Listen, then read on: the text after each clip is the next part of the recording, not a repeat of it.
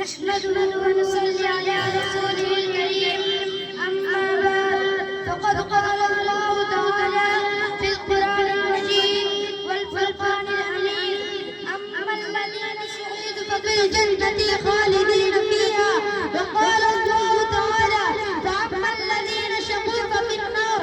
محترم حاضرین، ابھی میں نے آپ کے سامنے قرآن مجید کی دو آیتیں پڑھی ہے. اس کا سادہ سا ترجمہ یہ ہے کہ جو لوگ خوش قسمت ہیں وہ جنت میں ہیں، اسی طرح جو لوگ بدبخت ہیں وہ جہنم میں ہیں.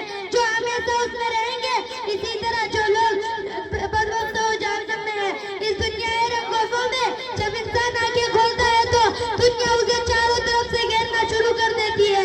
جس طرح کنویں کا مینڈک یہ سمجھتا ہے کہ اس کی دنیا کنواں ہے، اسی طرح کم عقل انسان یہ باور کر لیتا ہے کہ اسے ہمیشہ اسی دنیا میں رہنا ہے، اور اگر بالفرض کبھی مرنا بھی ہوگا تو پھر فنا ہو جائے گا، ہڈیاں خشتہ ہو جائے گی، جسم کے اعضاء ٹکڑے ٹکڑے ہو جائیں گے، پھر اس سے دنیا کے بارے میں کوئی سوال نہیں کیا جائے گا. مگر اس دنیا میں انبیاء علیہ السلام تشریف لائے. انہوں نے بتایا کہ یہ تمہارا تصور انتہائی غلط ہے. یہ دنیا امتحان کا ہے، یہاں تم آزمانے کے لیے بھیجے گئے ہو. یہاں کی تمہاری ہر حرکت اور ہر سکون کا حساب ہوگا.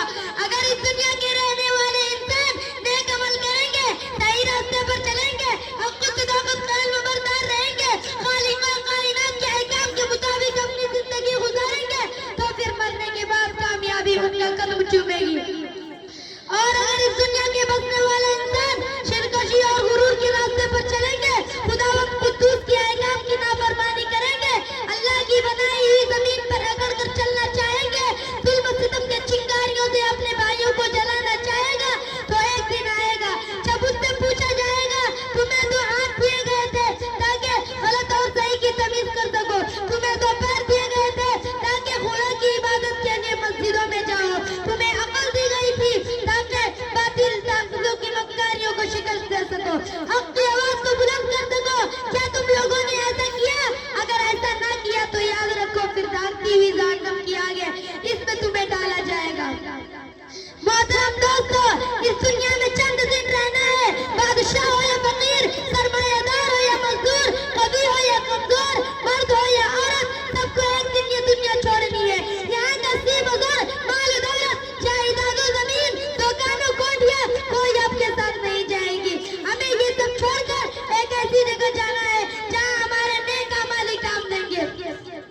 چند پیسے جن کے ذریعے ہم نے کسی غریب کی مدد کی ہے، چند رکعتیں نماز جو ہم نے خلوص نیت سے ادا کی ہے، چند میٹھی باتیں جو ہم نے کسی مجبور بےکس کو اطمینان دلانے کے لیے کہی ہے، یہی چیز ہمارے کام آئے گی اور دنیا کا تمام ساز و سامان ہمارے لیے بیکار ہو جائے گا.